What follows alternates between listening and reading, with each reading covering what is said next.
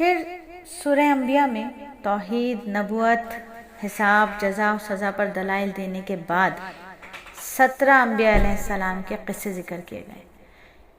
حضرت موسیٰ علیہ السلام، حضرت ہارون علیہ السلام، حضرت ابراہیم علیہ السلام، حضرت لوط علیہ السلام، حضرت اسحاق، حضرت یعقوب، حضرت نوح، حضرت داؤد، حضرت سلیمان، حضرت ایوب، حضرت اسماعیل، حضرت ادریس، حضرت ذوالکفل، حضرت یونس، حضرت زکریا، حضرت یحییٰ، حضرت عیسیٰ علیہ السلام، ان تمام انبیاء کے ذکر اس صورت میں آئے ہیں۔ تمام انبیاء کی دعوت ایک ہی تھی، وہ یہ کہ جو ایک نیک کام کرے گا وہ مومن ہوگا، وہ مومن بھی ہوگا اور اس کی کوشش رائگاں نہیں جائے گی۔ ان 17 انبیاء کے 6 قصے قدر تفصیل کے ساتھ اس صورت میں بیان ہوئے ہیں۔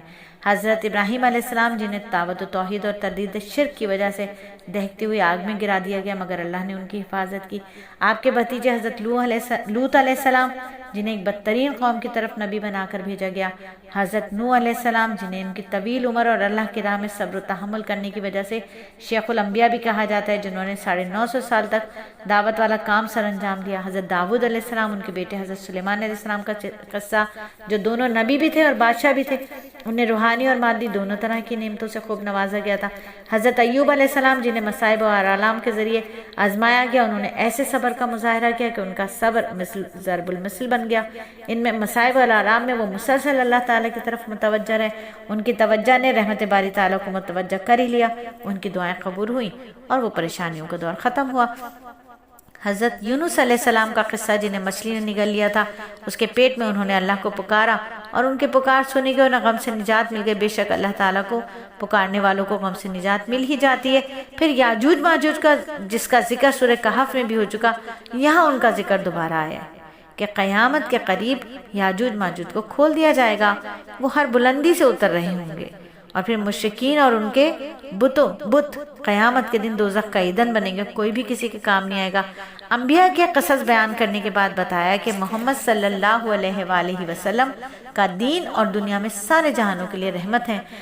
آپ نے اللہ کا پیغام انسانوں تک پہنچایا، مگر ہر قسم کے دلائل پیش کرنے کے بعد بھی لوگ نہ سمجھے تو آپ نے اللہ سے دعا کی اور کہا کہ اے میرے پروردگار، حق کے ساتھ فیصلہ کر دے، ہمارا پروردگار بڑا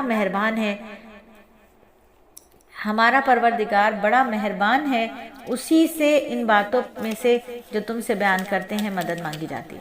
اللہ نے اپنے نبی کی دعا قبول فرمائی اور پھر غزوہ بدر کے موقع پر مشرکین پر اللہ تعالیٰ کا عذاب نازل ہو کر رہا، اور آخری آیات میں اللہ فرماتے ہیں، اور میں نہیں جانتا، شاید سزا میں یہ تاخیر تمہارے لیے ایک آزمائش ہے اور کسی خاص وقت تک کے لیے مزے کا موقع دیتا ہے۔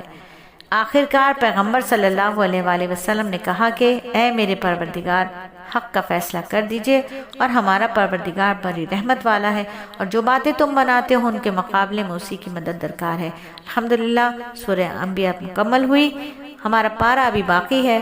اللہ تعالیٰ سے دعا کرتے ہیں کہ اپنے فضل و کرم کے ساتھ اس کاوش کو قبول فرمائے اور باقی صورتوں کو بھی اپنی رضا کے مطابق تکمیل کی توفیق عطا فرمائے۔